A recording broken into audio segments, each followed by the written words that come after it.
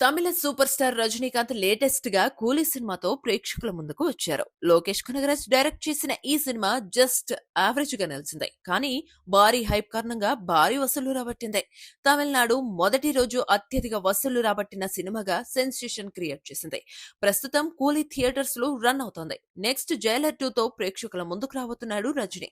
అయితే ఆ తర్వాత చేయబోయే సినిమాలను లైన్ లో పెట్టాడు అని టాక్ నడుస్తుంది. ఇప్పటికే వేటయాన్ డైరెక్టర్ జ్ఞానవేల్, మారి సెల్వరాజ్, శివ, ఆదిక్ ఇలా పలువురు దర్శకులు రజనీకి కథలు చెప్పి ఉన్నారు.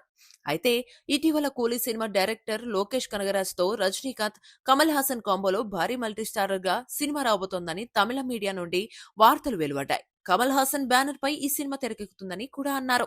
కానీ అఫీషియల్ గా ప్రకటన రాలేదు. ఇప్పుడు లేటెస్ట్ గా వీరందరూ కాదు అని మన తెలుగు డైరెక్టర్ పేరు గట్టిగా వినిపిస్తోంది. మహానటి, కల్కి వంటి బ్లాక్ బస్టర్ సినిమాలు డైరెక్ట్ చేసిన నాగ్ అశ్విన్ ఇటీవల రజనీని కలిసి ఓ కథ వినిపించగా అది రజనీకి బాగా నచ్చడంతో వెంటనే గ్రీన్ సిగ్నల్ ఇచ్చారని, ఫుల్ స్క్రిప్ట్ రెడీ చేయమన్నట్టు చెన్నై సినీ వర్గాలలో వార్తలు హల్చల్ చేస్తున్నాయి.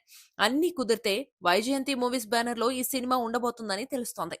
ఒకవేళ ఈ సినిమా ఓకే అయితే కల్కి 289 ఏడీ సీక్వెల్ వాయిదా వేసే అవకాశం ఉంది.